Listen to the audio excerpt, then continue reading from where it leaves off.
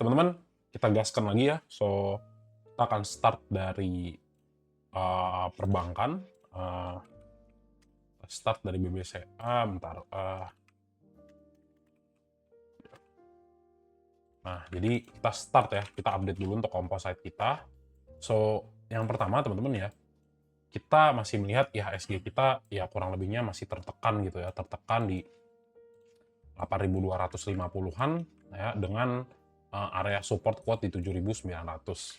Ya, idenya adalah gini teman-teman. Kalau misalnya kita ngelihat saham turun ya, dan dia itu naik untuk turun lagi, nah ini kan logis gitu ya. Ya biasalah, dia retrace dulu sebelum dia turun. Nah, kalau yang namanya si composite ini mau balik arah, bisa punya dua pilihan juga, secara agresif, atau dia kumpulin tenaga dulu di sini sideways sebelum dia naik lagi. Ya kalau kita melihat sebenarnya dari momentum yang terbentuk gitu ya, dari stochastic flow, teman-teman melihat ini sebenarnya udah ada posisi lah dia stagnan ya. Ya mau naik lah ibaratnya gitu kan. Dan ya yang disayangkan di sini di bawah EMA 100 nih. Jadi ya kalau dilihat beberapa kali sih memang ya di sini ya. Ini daerah-daerah Covid ya kalau teman-teman 2024 ya. 2024 ya, drop di bawah EMA 100, drop terus. Tapi ya sebenarnya drop kita ini kan bukan karena perekonomian kita yang nggak kuat gitu kan, tapi basisnya adalah masih sama ya katalisnya ya, yaitu regulator daripada bursa gitu ya.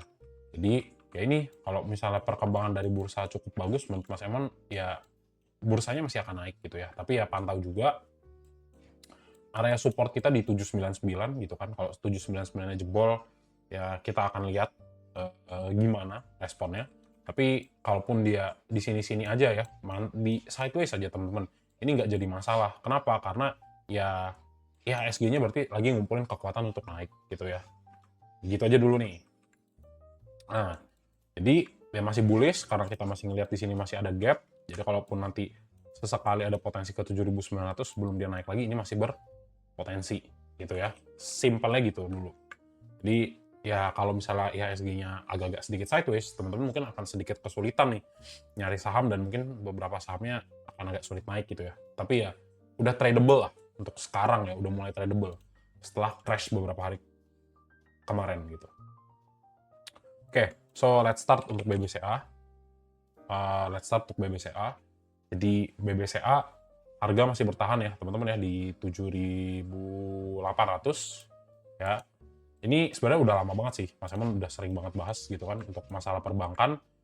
Bukannya teman-teman jadikan ini sebagai day trade, tapi jadikanlah saham-saham perbankan yang big banks khususnya sebagai teman-teman, sebagai tabungan atau celengan ayam teman-teman gitu ya. Jadi ditabung bukan melihat harga, tapi lihatnya konsistensi gitu ya. Karena ya kapanpun kalau teman-teman masuk terus kan juga akhirnya resultnya baru ada nanti nih, tapi konsistensinya itu kan dibayar. Sama ya kita melihat memang kalau secara fundamental ya nilai buku ya nggak segini ya, BBCA tuh nggak segini gitu ya. Ini karena masih banyak aja masalah dengan MSCI dan kawan-kawannya, dan selalu ingat teman-teman bahwa bad news itu is a good news ya buat teman-teman yang mengerti bahwa investasi itu beli di bawah, jual di atas. Jadi dikasih kesempatan lagi buat masuk kayak di saham BBCA atau BRI, bisa mulai diversifikasi kembali lagi gitu teman-teman ya. Nah, kalau biasanya ya ketika teman-teman ngelihat perbankan naiknya terlalu agresif, biasanya berpotensi akan koreksi. Sama halnya dengan waktu kita ngelihat BBCA itu ada di 16 Oktober nih. Sini ya, menghasilkan apa? Penurunan lagi gitu ya. Nah, ini juga sering terjadi nih ketika yang namanya perbankan itu naiknya agresif nih ya, 4 hari berturut-turut terus dia jatuh. Nah, terus teman-teman lihat. Nah, akhirnya apa? Akhirnya koreksi lagi. Gitu ya. Jadi cukup merespon untuk momentum stochastic slow. Jadi teman-teman ngelihat perbankan itu naiknya kurang lebih 16% dari 2 Februari sampai sekarang lah ya, kurang lebih 1, 2, 3, 4, 5, 6, kurang lebih 2 minggu terakhir. Nah, jadi ya sebenarnya apakah masih bullish untuk BCA? Ya masih bullish, even though dia masih ada potensi untuk koreksi lagi sebelum dia naik. Kenapa? Karena sangat jarang ya kita ngelihat momentum perbankan tuh terlalu gede, terlalu cepat dia naik untuk sebesar BBCA. Tapi ya kalau udah dapat di bawah nggak apa-apa gitu ya. Kalau nanti turun lagi, beli lagi teman-teman. Ingat jumlahnya juga kayak nabung ya, jangan dipaksakan gitu. Jadi untuk outlook ke depan ya masih tetap bullish gitu ya. Nah, terus teman-teman lihat juga, kita cek untuk yang namanya BBCA gitu ya. Nah, asingnya udah mulai kembali akumulasi. Jadi jangan terkejut juga kalau misalnya ada buangan lagi, MSCI ada buangan lagi, ya disitulah teman-teman nambah lebih banyak gitu ya. Kenapa? Karena ketika keadaan sudah baik-baik saja, teman-teman sudah ketinggalan yang namanya momentum di saham-saham bagus gitu ya. Ya jadi kenapa kios kagak dibahas, kenapa kayak tadi BEX nggak dibahas ya, karena buat apa gitu ya. Gitu. Mendingan fokus dulu fundamental, nanti teman-teman yang saham-saham fundamental udah dapet di harga bawah, barulah kalau mau main gorengan silahkan gitu ya. Itu lebih bijak. Karena jarang sekali teman-teman dikasih yang namanya Black Swan kayak begini gitu ya. Jadi yang dapat di 6.000 ya, congratulations. Gitu. Nah, berikutnya adalah kita cek untuk BBCA gitu ya. Nah, oke, KZ, BK, SQ mulai masuk, bagus banget. ZP, EU, CC, buang. Jadi, at least kalau kita ngelihat asingnya masih mulai akumulasi, ya kita percaya bahwa meskipun MSCI-nya masih bermasalah, tapi ketika memang fundamental itu nge-backup dia, ya harganya memang jatuh gitu. Tapi ya ada plafon bawah lah, yang menurut orang, wah ini dia udah murah nih, kita beli yuk, gitu. Jadi basis terakhirnya ya fundamental gitu ya. Nah, sama gini teman-teman ya, kalau misalnya mulai nggak kuat di saham, teman-teman bisa kembali diversifikasi ya, masuk ke reksadana. Reksadananya jangan yang di saham, sebelum teman-teman melihat bahwa pasar saham kita benar-benar enak banget buat kembali invest ya. Saranku teman-teman ya, start diversifikasi juga. Jadi kalau misalnya mau nabung, coba potong dulu, belah, sampingnya bisa teman-teman masukin RDPU atau RDPT. Kenapa? Karena lebih stabil gitu ya. Dan kalau misalnya tujuannya apa juga, jadi kalau nanti ya seandainya teman-teman ngelihat drop ke bawah misalnya saham-saham perbankan atau saham-saham emas ya, karena atau saham-saham KPP kembali lagi karena misalnya entah itu free float ulang atau misalnya ada dam lagi daripada foreign, teman-teman bisa check out ya. Jadi dari reksadananya teman-teman baru masukin lagi ke RDN gitu ya, sampai teman-teman ngelihat dan yakin lah potensi daripada IHSG itu udah bagus lagi gitu. Kalau misalnya memang maunya saham-saham yang udah bener-bener murah tuh kayak di Konglo lah ya, kita bilang saham Konglo lah yang naiknya cepet gitu kan. Gitu. Itu ya. Nah, nextnya BBRI. Miranya beli BTC ya nggak bisa lah gitu ya. Nah, BBRI juga sama sebenarnya seperti yang Mas Simon mention sebelumnya. Sebenarnya BRI di bawah 4.000 tuh bagus ya. Tapi balik lagi, bagus bukan artinya teman-teman all in gitu ya. Karena saham perbankan tuh lama naiknya. Jadi ya yang bijak gitu masuknya. Kenapa? Karena kalau misalnya teman-teman pun masuk nabung terus harga di bawah ditarik ke bawah, kita punya time frame mungkin sampai Maret ya. Time frame-nya mungkin sampai Maret. Tujuannya apa? Dapat harga bawah, nanti teman-teman nabungnya udah enak nih. Gitu ya. Jadi mungkin 3-4 bulan ini teman-teman akan lihat ya mungkin harga banking agak sedikit lama atau agak sedikit berdarah-darah gitu ya. Tapi ya udah setelah 3-4 bulannya itu harganya udah naik kan udah enak ya. Masuk juga tetap plus, nanti dapat reward juga berupa dividen, tapi teman-teman konsisten nabungnya gitu ya di saham-saham besar kayak gini. Tapi ya balik lagi, kalau misalnya teman-teman mau melakukan trade di sini dengan margin, ya nggak kusarankan lah. Karena ada potensi juga ini sebenarnya drop lagi gitu ya. Tapi ya dengan melihat dia konsisten masih di atas EMA 100, possibility si bro ini untuk naik juga sebenarnya masih ada gitu ya. Jadi untuk ya target harga lah, mungkin di bulan ini sampai di bulan Maret ya, karena ada pengecualian MSCI, itu ada potensi untuk drop lagi sampai ke 3680. Ke 3970 juga sebenarnya masih ada untuk potensi dia naik. Tapi ya di sini kita harus ngelihat based on foreign flow-nya nih, teman-teman. Begitu ya. Untuk BBRI, cek siapa yang masuk. Nah, DX, YU, AK. Oh, nih DX ya, Bahana ya. Nah, ini bisa jadi nih, Danantara nih ya. KZ, ZP, CC, AGA, AG, YP. Coba kita cek ya. RX. RX apa DX ya? DX. Nah ini ya, Bahana kan BUMN ya. Jadi agak diwanti-wanti kalau misalnya saham-saham BUMN, apa namanya, broker-broker BUMN yang beli, nah ada potensi Danantara ya. Meskipun itu asumsi teman-teman ya, jadi bisa salah. Tapi kita ngeliat, ya Danantara nginvest kemana sih? Ya paling pakai MI-nya ya BUMN juga gitu kan, saling menguntungkan BUMN. Biasanya kan seperti itu ya ekosistemnya. Jadi ya kita logikakan aja sementara ada potensi Danantara masuk gitu ya. Karena apa? Karena kan dibilang juga bahwa Danantara mulai invest di saham-saham yang berfundamental. Oke, untuk 2 hari terakhir kita lihat juga asingnya masuk ya, tandanya masih positif. Even itu nanti harganya turun, at least kita masih bisa ngelihat akumulasi tetap ada dari asingnya. Gitu ya. Nah, kalau nabung di saham ketika lagi naik, apakah worth mas untuk average up? Ya masuk aja gitu ya. Oke, jadi gini. Konsep daripada menabung saham khususnya di perbankan yang besar gitu ya. Teman-teman alokasikan. Ini, alokasikan. Misalnya harganya kayak gini, stagnan ya. Teman-teman terserah mau berapa. Pakai aja satuannya lot gitu ya, karena memang agak gede kan harganya. Ya either itu misalnya 1 lot ya, fokus aja 1 sampai 2 lot. Kalau teman-teman kuat 5 lot, 10 lot ya silahkan. Tapi itu harus konsisten teman-teman bangun at least tahun dulu. Supaya apa? Supaya dari sebelum ya ibaratnya sebelum gajian lah udah kepikiran bahwa oh ya nih akan dan harus nabung saham gitu ya. Akan dan harus nabung saham di setiap bulannya. Jadi sebisa yang teman-teman bisa gitu ya. Jadi kalau misalnya oke saya masih bisanya 1 lot mas, ya udah 1 lot dulu aja targetnya. Kalau misalnya nanti mau 2 lot, mau 3 lot ya itu terserah gitu ya. Tapi at least di back dulu. Nah jadi 1 lot itu mau harganya berapapun ya teman-teman nggak lihat harganya. Ya mau naik teman-teman beli, nanti dia turun teman-teman beli. Tapi gini, ketika teman-teman mengerti yang namanya technical, ya misalnya nih, oke saya beli 1 lot, terus teman-teman lihat BRI koreksi 5%. Nah di sini teman-teman bisa masuk lebih banyak, contohnya jadi 5 lot. Itu ya. Itu yang pertama.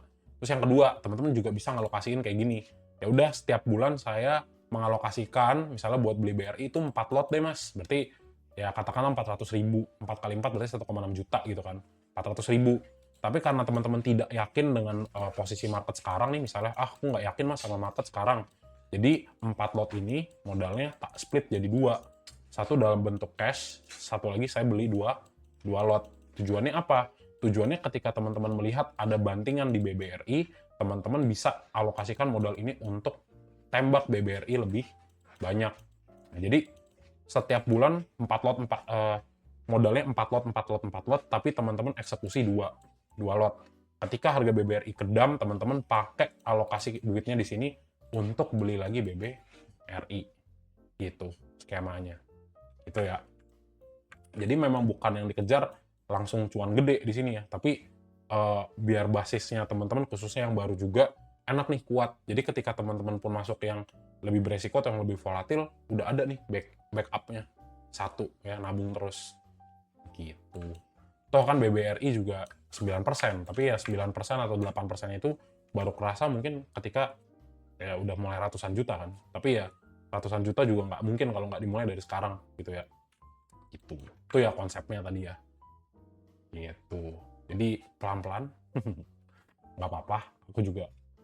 Sebenarnya tujuannya Mas Aman bikin yang nabung saham itu ya biar agak sedikit komit gitu ya buat beli perbankan. Kalau nggak, mainnya selalu yang beresiko gitu. Gitu sih paling ya.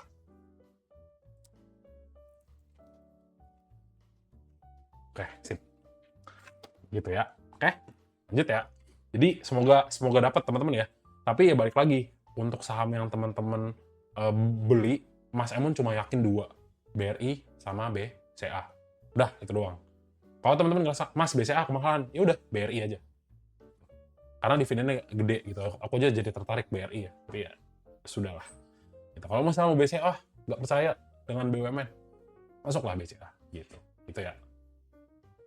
Pengaruh Moody downgrade, ya mungkin besok akan turun sahamnya. Gitu aja. Pasti pengaruh ya. BBTN ya, next. Oke, so untuk BBTN, teman-teman ya. Bang, nah kalau nabung saham lebih baik lepas di untungnya berapa persen? Lepas di untungnya berapa persen? Tergantung sahamnya. Kalau perbankan, ya nggak akan dilepas sampai teman-teman kuat gitu ya. Jadi kalau nabung itu sebenarnya 2 tipe. Kalau saham yang memang bener-bener saham yang misalnya kayak komoditas gitu yang swingnya agak gede, ya mungkin kalau teman-teman udah cuan yang ngerasa oke, ya 20-30% ya silakan dilepas gitu ya, atau udah naiknya udah tinggi silakan dilepas. Tapi kalau perbankan tujuannya dibuat jangka panjang teman-teman ya. Jadi ya ini nggak akan tak TP gitu ya. Even pun TP nggak akan gitu. Karena tahu ada dividennya juga gitu ya. Gitu. Gitu ya konsepnya. Oke. Next, untuk yang BBTN teman-teman ya. Untuk yang BBTN ya ini kita ngelihat harga kan boom ya, tinggi ya kemarin. Kayaknya memang asingnya tinggi juga. Terus dia 1305 nih. Ya, jadi seperti biasa, apakah bisa naik? Ya ini bisa naik ya, karena di sini kan juga kuat nih basis supportnya di 1240. And next apakah masih bisa naik? Ya ini tentu bisa gitu. Ya kemana kalau misalnya ditanya gitu kan, kemana nih mas?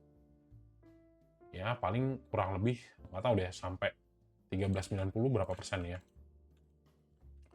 1390, 1390 gedean nggak ya? Ya mungkin 1390 lah ya target akhirnya ya, 1380 dah biar nggak terlalu gede ya. Karena perbankan 1380, tapi tetap teman-teman ingat untuk yang namanya BBTN, tetap si bro ini ada potensi untuk koreksi gitu ya, tetap ada potensi koreksi. Kita coba lihat mungkin MA5, MA10. Nah, karena MA-nya sama sekali nggak kena, nah ini MA5 di 1265 ya, 1265, oke. Nah, jadi pahami teman-teman ya, kalau misalnya nanti dia drop 1270 lah, 1270 ya ini jadi supportnya nih ya, kalau dia ditarik. Gitu. Tapi kalau misalnya dia cuma di 1305 ya potensi untuk naik ya tetap ada gitu ya. Begitu untuk BBTN, kita cek untuk foreign-nya seperti apa. BBTN sama BBTN ya. Nah ini akum kemarin gede ya, akum gede, kemudian akum lagi ya. Kalau teman-teman lihat sejauh mata memandang juga akumulasinya daripada si BBTN ya gede juga ya gitu ya, dari tanggal 22 sampai tanggal 5 gitu. Jadi lumayan lah. Jadi potensi naik sebenarnya masih ada, tapi ya palingan agak hati-hati nih. Retail FOMO, kalau retail FOMO ya mungkin berpotensi koreksi, tapi seandainya enggak, ya potensi naik masih ada ya. Ini YP XL di sini, AK-nya buang barang asing, CC, PD, LG, BK, BB masuk gitu ya, meskipun jumlahnya kecil. Tetap ya potensi masih ada gitu. Itu ya. Gitu. Oke, next lagi. Itu untuk BBNI, kemudian BMRI ya, teman-teman ya. BMRI ya ini sama lah bisa teman-teman lakukan ya kalau mau nabung di saham-saham yang gede gini ya, sedikit demi sedikit tapi konsisten ya, terasa ya teman-teman ya gitu. Jadi biar nanti kalau misalnya udah marketnya bull juga udah bullish, lebih enak juga kan gitu. Nah sekarang teman-teman lihat nih untuk posisi daripada BMRI ini kan sebenarnya tertekan ya di 5100. Jadi apakah ada potensi untuk turun? Ya ini sebenarnya tetap masih ada gitu ya. Kenapa? Biasa rejection gitu ya, reject di 5100 nih. Nah, sebenarnya aku lebih fokusnya ke foreign ya. Kita coba kalau masih akum mungkin masih ada potensi untuk lanjut naik. Lihat siapa yang beli, RX, AK, DX. Nah, DX beli lagi ya. Nah, ini menarik ya, DX kayaknya di BRI sama BMRI masuk nih. Jadi aku sedikit mencurigai ini Danantara ya. CC, KZ, YP, XL buang. Ya, bisa naik gak? Ya, sepertinya bisa ya. Tapi balik lagi teman-teman, kayak biasa ya, sebenarnya terkadang kalau teman-teman ngelihat stochastic slow ini, kalau sahamnya makin bagus ya, makin liquid ya, momentumnya juga kebangun, ya ini sebenarnya cukup presisi ya. Di sini turun, terus mana lagi nih? Di sini nggak terlalu ya, nggak terlalu, terus dia naik lagi. Ya lumayan lah ya, setiap dia dead cross ke bawah, posisinya antara turun sama sideways gitu kan. Nah jadi ini juga teman-teman perhatikan di sini.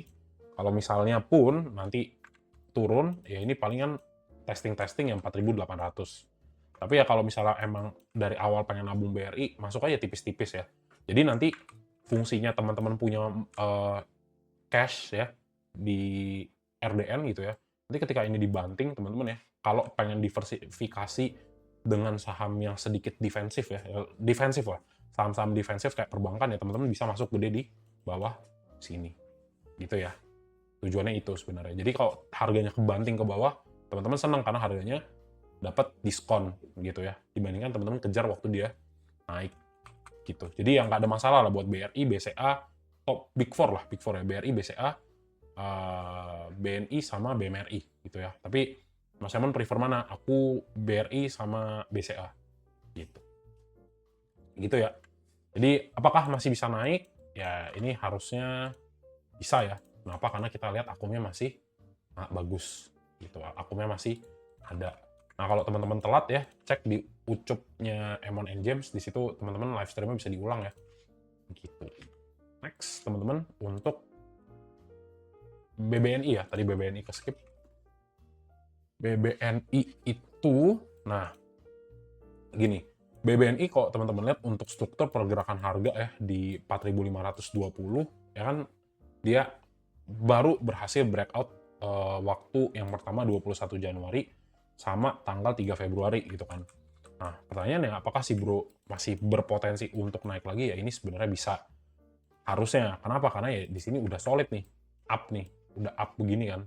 Tapi ya ini nih, sekarang kalau tolak ukur, kalau misalnya dari sisi yang lain kita ngeliat ini kayak double top lagi nih, ada potensi untuk lanjut koreksi gitu kan. Tapi konfirmasi balik lagi ke asing nanti ya.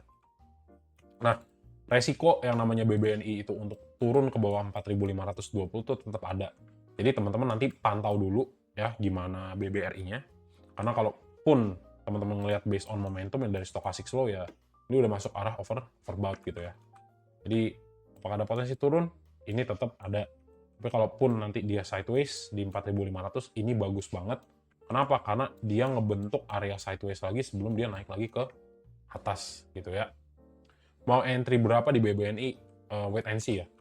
Wait and see dulu nih. Ini karena kayaknya nggak kuat nih ya. Reject soalnya. Gitu ya. Oke. Terus cek lagi BBNI. Sama beware juga dengan tadi ya. Ada penurunan dari itu ya. Dari Moods ya. Moods atau Moody's sih. Lupa. Ada penurunan ya dari kita punya siapa tadi yang nanya ya. Lupa. Ya itu tadi ya. Bener ya, Moody ya, betul ya, Moody ya. Ada penurunan dari Moody, ya, potensi untuk besok terkoreksi sebenarnya ada ya IHSG ya. Karena pasti responnya investor asing. Oke, teman-teman lihat 3 kali berturut-turut ya. Asingnya buang barang, ya hati-hati. Potensi koreksi tetap ada, jadi pantau dulu, jangan langsung entry. Nah, kita lihat yang beli OD. Nah, lihat nih, OD siapa OD? BRI Sekuritas ya. OD tuh BRI kalau nggak salah ya. Ya, OD BRI. Jadi yang kayaknya nggak tahu nih ya.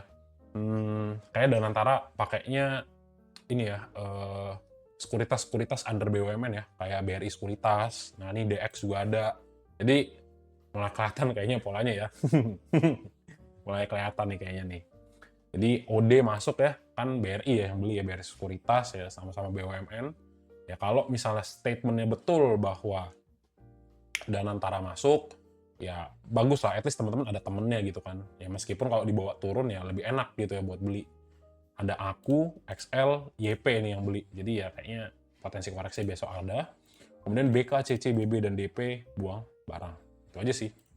Gitu. Oke, overall kurang lebih gitu untuk BBNI. Kemudian kita bahas, tadi BRI udah, lanjut ke agro ya. Nah, agro ini kan salah agro ya. Nah, agro ini kan anak usahanya BCA ya.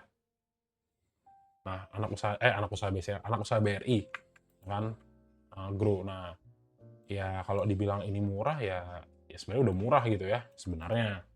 Tapi ya ini play-nya tetap buat KBMI ya, teman-teman ya. KBMI 2 ya, potensi untuk nembak, bukan nembak sih. Potensi untuk ngumpulin equity ya, ngumpulin equity atau ngumpulin modal inti. Kenapa? Karena peraturan OJK ya. Tapi kayaknya dengan katalis yang masih buruk MSCI, kayaknya menurutku OJK ngejarnya lebih ke ini dulu kali ya, lebih ke pasar modal dulu kali ya, dibandingkan dengan yang perbankan ini kayaknya. Jadi ya perhatikan lagi, memang kalau koreksi dari atasnya sebenarnya lumayan lah ya, 28%.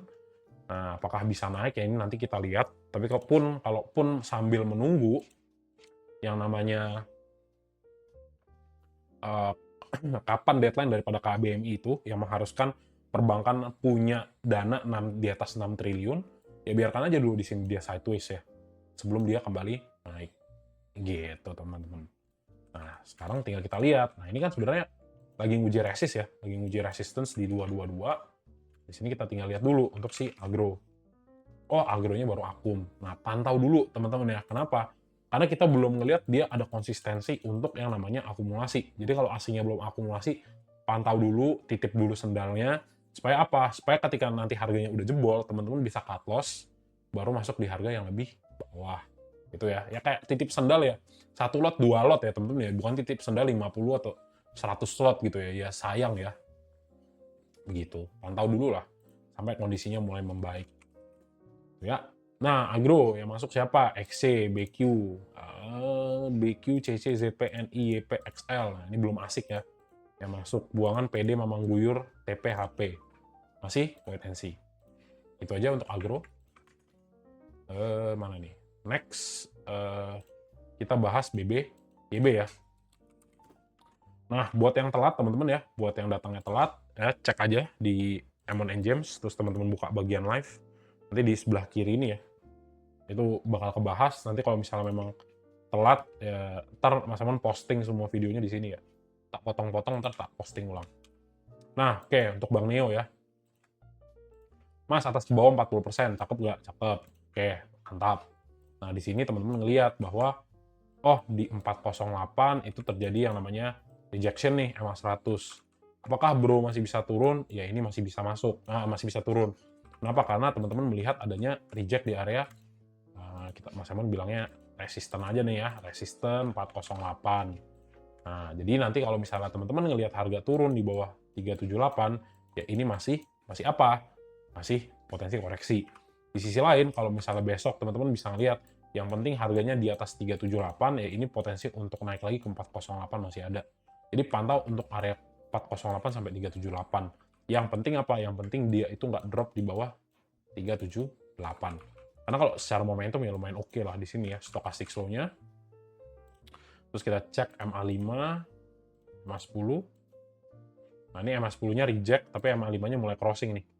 Jadi sebenarnya kalau ngomongin momentum, ya mungkin ada gitu ya. Tapi kita cek dulu untuk foreign seperti apa. Nah, BBB masih ada XL, YP, pantau dulu. Buang barang masih BK dan AK ya. Lihat, BBB masih buang barang nih. Tunggu dulu teman-teman ya, pantau. Biarkan dulu asingnya pada keluar, kalau misalnya harganya udah surut, teman-teman masuk BBB juga sebenarnya bank digital yang udah profitable gitu ya. Jadi fundamentalnya ada gitu ya. Bisnis pinjolnya juga jalan ini. Yang namanya bank digital ya bisnisnya apalagi ya bisa ngasih duit sebanyak itu ya kalau nggak pinjol gimana gitu kan. Gitulah pokoknya ya. Karena nggak masuk akal lah deposito dia 78% itu dari mana gitu kan. Ya gitulah bisnisnya ya. Oke. Kurang lebih gitu ya teman-teman ya. Untuk BBYB pantau-pantau dulu ya, kalau misalnya dia ini ya seharusnya cara paling gampang BBB untuk memperoleh modal tambahan ya palingan RI nih ya. Ini potensi besar right issue nih. Right issue buat nambahin lagi free float ya, nambahin lagi free float. Satu, terus yang kedua biar dapat modal dari masyarakat gitu ya. Gitu karena dia kayaknya kurang 1, berapa T gitu. Yang mana kalau misalnya dia right issue kan enak nih. Dia koreksi dulu dalam dia umumkan right issue gitu ya, rumor right issue untuk KB apa namanya? KBMI 2 gitu ya. Itu bisa ya corporate action. Jadi pantau ya fundamentalnya ini oke juga nih. Karena udah cuan dia ya. Gitu, oke. Bang, terkait Moody's Outlook yang Indo downgrade dari stabil ke negatif, gimana menurutmu? Ya sampai MSCI ini selesai, teman-teman ya. Jadi kenapa Mas, nah jadi emang sorry ya agak lama mungkin untuk diperbankan salah satunya ya. Jadi kenapa sih Mas Emon bahasnya sangat-sangat konservatif gitu ya? Karena aku melihat sampai regulasi ini selesai, ya sampai regulasi ini selesai, banyak adanya potensi lah ya ketidakpastian gitu ya. Jadi kayak teman-teman bosen gitu kan, retailnya pusing gitu ya. So that's why Mas Emon lebih encourage teman-teman untuk yuk coba masuk yang fundamental dulu, nggak apa-apa kagak naik, nggak turun. Nanti ketika dia udah membaik gitu ya, khususnya masuk mempersiapkan MSCI di Mei, ya peraturan-peraturannya udah digenapi dan MSCI menilai bahwa oke, Indonesia quite kompeten gitu ya, udah pas gitu ya dari beberapa list yang mereka mau, ya itu baru teman-teman boleh langsung spekulasinya tinggi lagi. Tapi untuk sekarang jangan sampai teman-teman kehilangan uang, jangan sampai nanti momentumnya itu tiba teman-teman nggak punya capital untuk masuk. So that's why Mas Emon lebih bahasnya yang fundamental gitu ya. Jadi balik ke pertanyaan, outlook Moody's yang downgrade Indonesia bisa nggak? Bisa gitu ya. Downgrade-nya equity marketnya gitu ya. Equity marketnya bukan apa, bukan ekonominya gitu. Kalau ekonomi kita kuat kok gitu ya. Jadi sampai MSCI ini mulai berubah lagi ya pandangannya, masih harus teman-teman agak sedikit pantau gitu ya. Oke. Oke, itu untuk BB and BBIB tadi ya. So next ke BBKP. BBKP. Nah, untuk BBKP gimana? Nah, untuk BBKP, teman-teman, kita ngelihat bahwa ya BBKP di sini, wait, ini udah jebol 82. Nah, ini nih. Ini sebenarnya tak delete dulu ya, biar gampang. Ini tak hapus semua drawings-nya, kita gambar ulang. Nah, sebenarnya gini, untuk sekelas yang namanya BBB, Mas Emon selalu bilang nggak yakin dengan saham-saham yang memang harganya agak-agak di bawah gitu ya. Jadi balik lagi, si BBKP ya ini sebenarnya udah nggak ikut KBMI lagi karena duitnya udah banyak, udah gede. Terus lihat nih, ini nggak mampu dia ya dari 99, ya lebih tepatnya kalau digeser tarik dikit ya, pucuknya itu di 98 ya, 98 drop. Terus apa? Terus ya ini sih resiko-resiko harga di bawah cepet ya, terutama ya. Nah, ini kan ditarik nih. Sebenarnya apakah ada potensi ini untuk naik? Ya sebenarnya ada. Gitu. Kenapa? Karena pas banget setiap area 66 ini disentuh ya dia naik lagi. Tapi kemudian tetap teman-teman harus perhatikan bahwa ya resikonya ya lumayan tinggi lah BBKP ya. Ini ada potensi turun, ada potensi untuk naik juga ada gitu ya. Itu dulu yang teman-teman perhatikan. Kemudian kita ambil satu area, kita batasin lagi ya. Mungkin untuk resistennya gimana di sini nih. Nih ya, 75 nih. 75, kalau misalnya teman-teman lihat 75, jadi sebenarnya simple lagi nih. Ya si bro bisa naik gak? Bisa. Kuncinya gimana? Kuncinya dia di atas 75. Nah kita lihat momentumnya gimana nih. Oh momentumnya EMA 100-nya pas banget nih di 75. Jadi dua arah ya, dua skenario. Dia bisa di atas 75, maka ada potensi untuk naik. Sementara kalau misalnya dia nggak bisa ya stay atau close di atas 75, maka teman-teman akan lihat potensi untuk lanjut penurunan ke bawah sampai ke 66. Gitu ya. Mungkin nggak ke 66 dulu lah, mungkin ke 72 atau 70 itu masih masuk akal nih ya. Nah, ya. Kita bilangnya minor support gitu ya. Di batch 2 ngertinya pasti. Begitu kurang lebih ya. Ya meskipun kalau misalnya dibilang Mas ini bisa dong ya kan pembalikan arah, bisa nggak? Bisa, betul ya. Ini break bisa. Nah, tapi fokusnya pada apa? Fokusnya lagi-lagi pada flow ya. Tadi BBB udah dibahas belum sih? Lupa ya. BKP ya, cek ya. Ntar nih prosesnya lama. Jadi kurang lebih gitu. Info PM Australia ke Indonesia bahas investasi. Iya kah? Oke, so processingnya lama ya. Oke, udah keluar. Nah, BBKP, BBKP 1, 2, 3 masih buang ya, aslinya masih buang, pantau-pantau dulu teman-teman. Ini PD-nya beli, ada NIXL, HP juga ada beli, buang barang IEP, BK, AK gitu ya.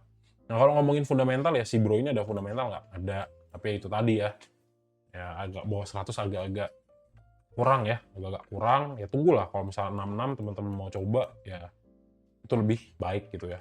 Tapi bukan untuk long term lah kalau menurutku ya. Ini mau ngambil momentum aja ya.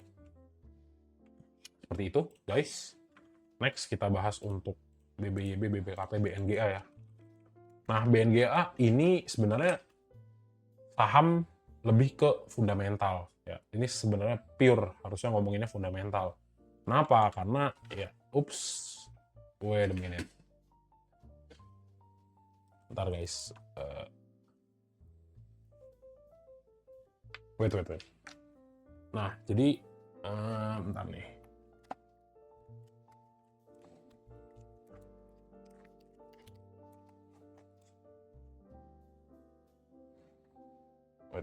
Oke, jadi sebenarnya gini, untuk saham-saham yang kayak BNGA, kenapa ini akan jadinya pure?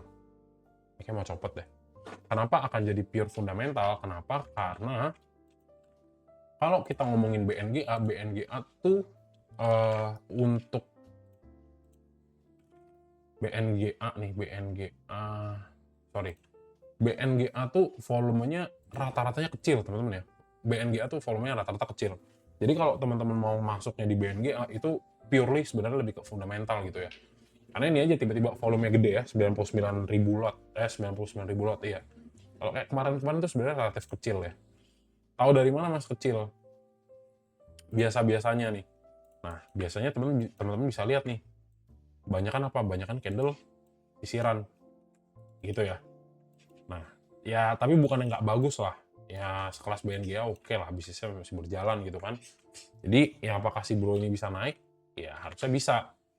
BNGA ya, ini belum diganti ya. Makanya nih kayak aneh BNGA. Nah ini volumenya kan jarang-jarang nih. Jarang-jarang ya, jarang-jarang. Tapi ya kalau temen bilang, mas ini diakumulasi loh oleh asing. Yes, ini diakumulasi oleh asing ya. Dan harganya relatif belum terlalu tinggi dibawa naik. Kalau dari Oktober masih 13%. Jadi apakah bagus? Ya ini relatif bagus. Gitu ya. Kalau misalnya kita ambil nih, kita hapus. Ya, kita ambil sebagai area support baru di sini, teman-teman. Nah, untuk area support terdekat daripada si BNGA itu ada di mana? Itu ada di 1850. Ya, 1850. Jadi kalau misalnya si bro ini turun dulu ya nggak jadi masalah ya. Gitu. Jadi dia fundamentalnya ada, terus teman-teman lihat asingnya akumulasi terus gitu. Jadi apakah ada potensi untuk naik? Ya ini tetap ada gitu ya. Ini masih oke lah ya. Oke, mantap. ZPAK masih, tapi ingat ya, jumlahnya tipis-tipis nih ya, dia volumenya nggak terlalu tinggi, teman-teman. Jadi, kalaupun nanti dia agak drop sedikit ya, kurang lebih nih, kalau misalnya tak ukur dari satu swing ke bawah, enggak lah ya, di sini dah. Nah, ya kurang lebih ya, 1870, 1850 nih wajar nih. Nah, turun dulu sebelum dia lanjut naik. Gitu. Kenapa mas kok pede? Ya karena asingnya masuk gitu ya, meskipun volumenya kecil. Gitu. Ini kan juga good momentum ya. Di pergerakan hari 4 Februari di sini crossing semua. Jadi kalaupun nanti teman-teman lihat agak sedikit ke bawah ya, dibawa ke untuk nutup MA, nah ini juga bisa nih, masih tetap bagus. Gitu ya. Untuk BNGA, menarik. Thank you yang nanya BNGA. Supa ya, Superbank. Ya, Superbank sebenarnya udah agak-agak capek ya sejujurnya nih. Sejujurnya udah agak-agak capek sama Superbank ya. Nah, jadi ya kalau mengulang sejarah yang sama, pada akhirnya ya palingan ini sih mau tak bilang ya. Gap ini akan ditutup juga kan. Nah, pada akhirnya nih. Ya. Nah, nih. Yang nutup area-area gapnya yang kemarin nih. Sini nih, pas. Di berapa? 790. Ini kayaknya aku salah ya. Coba ya, tak lihat. Ya mendekati lah temen-temen ya, ini 795 nih ekor, habis itu ditarik lagi naik. Nah ya simpelnya gini, memang setiap kali dia dibawa turun kayak begini nih ya, akan dibawa naik lagi. Jadi kalau misalnya pun terjadi rejection kayak gini nih, ini reject, pantau-pantau dulu teman-teman ya, ini pantau-pantau dulu karena ini kalau kesini dibilang gap. Iya, ini gap ya, ini gap. Karena dia kan bukan lompat, ditutup nggak ya, kalau ditutup dari bawah ke atas. Berarti, jadi gini, ini ada gap juga di bawah ya, di bawah kayak di 915. Pantau dulu, nanti kita lihat kalau misalnya memang asingnya lumayan gede, ya bro akan ada potensi untuk naik, bisa. Tapi kalau misalnya nanti teman-teman ngelihat, oh ternyata harganya melemah ke 895, ya harus nunggu dulu gitu ya. Jadi mungkin kalau misalnya permainan daripada Superbank yang begitu teman-teman ya, akan dibanting dulu, di bawah sideway, terus dia tiba-tiba naik nih, kayak kejadian waktu awal-awal IPO gitu ya. Tapi aku kurang prefer sih buat Superbank ini sih ya. Kebanyakan kungfu ya, capek. gitu. Oke, kita cek Superbank. Oke, akum, buangan barangnya kecil ya, tergantung lah kayak fase-fase awal-awal IPO nih kan, arah dibanting, akum, terus tiba-tiba ditarik terbang ya. Nah, nih tiba-tiba tarik terbang. Ya, jadi lihat lah kalau misalnya masih beberapa hari akum terus, akum, ya kalau misalnya mau beli, masuk, ngambil momentum ya nggak jadi masalah. Tapi hati-hati ya teman-teman ya. Balik lagi, kenapa hati-hati Mas? Ya karena volatilitasnya tinggi. Gitu, itu untuk Superbank. Ya kalau teman-teman suka buat trading di sini ya silahkan, bisa menarik buat teman-teman ambil. Tapi kalau misalnya agak-agak kesulitan ya jangan lah ya, hindari dulu gitu. Nextnya untuk BBHI ya. Nah BBHI gini, ya teman-teman harus sebenarnya lebih ngeliat ke story-nya ya kalau BBHI. Kenapa ya Mas Emon paling males saham yang kayak begini? Kenapa ya ini kayak nggak niat gitu loh. Entah market maker-nya nggak dibayar atau gimana, nggak mau jaga harga gitu kan. Ya udah kita bawa stagnannya di 1400 gitu ya. Ini tidak tradable lah. Ya kan, tidak tradable, terus ya harga di bawah naik terus dikunci gitu kan. Nggak mau jualan, nggak mau beli, nggak mau jualan. Jadi ya sebenarnya di skip sih BBHI ya. Ya kayak kalau misalnya pun belum, ya misalnya dia mau oke, ada potensi nih untuk nyari dana lagi, perlu nambahin modal lagi, bisa nggak? Ya bisa aja, tapi aku nggak ngikutin ya untuk buat BBHI ya. Gitu. Gitu teman-teman. Oke, buat BBHI ya dia asingnya juga masuknya tipis-tipis gitu. Jadi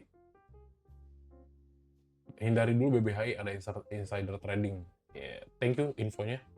Jadi ya tetaplah nggak menarik ya. Even kalau dari technical juga, ini detik pertama ngelihat kayak begini ya teman-teman ya, ini udah Mas Eman pasti skip gitu ya. Jadi daripada capek-capek beli kan, yang mau dibawa terbang kemana kayak, dah nggak usah gitu ya. Kenapa? Sideways-nya tidak menghasilkan akumulasi dari asing. Dah simple ilmunya. Gitu. Lanjut. BRIS ya terakhir. Beris. Oke.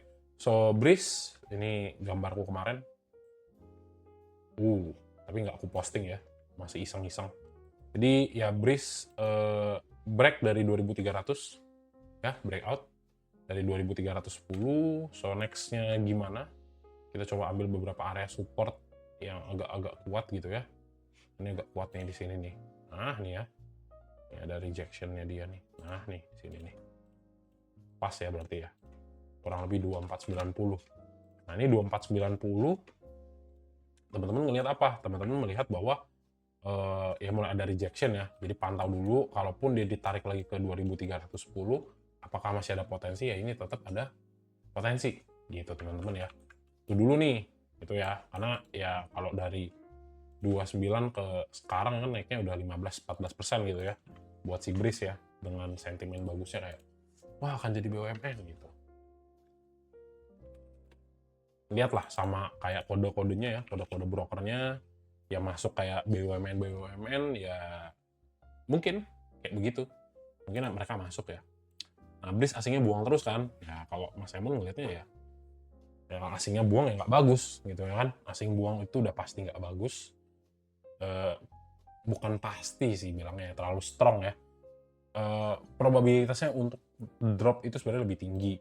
Tapi balik lagi kalau misalnya memang isu atau katalisnya ya dia mau dibawa jadi BUMN, ya tinggal lihat broker-broker BUMN nih yang disinyalir sebagai danantara ya, kayak NI misalnya.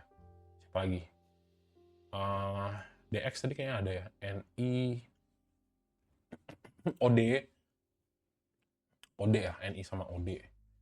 Yang nampungin barang, ada IU juga sebagai asing, buang barang ZP, CC, AK, YPXL.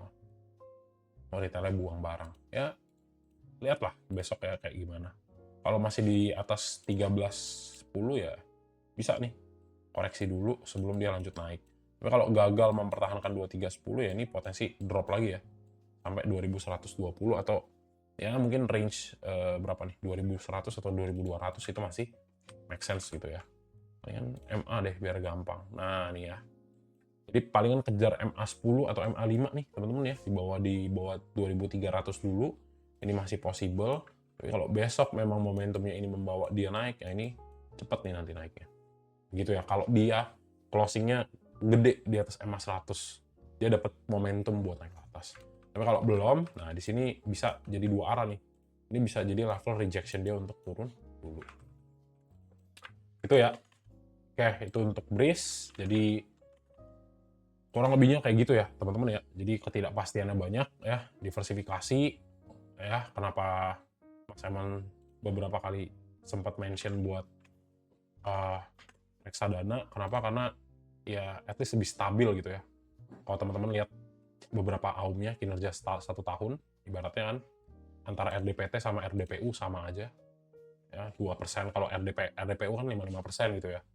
Ya nggak jadi masalah lah daripada nganggur gitu kan duitnya gitu. Jadi yang buat teman-teman mau diversifikasi, nggak tahu mau beli saham apa, biar nggak dipaksakan itu kan, terulang strateginya buat masuk reksadana gitu ya, sebelum nanti dananya teman-teman cash out buat beli saham yang harganya udah pada murah.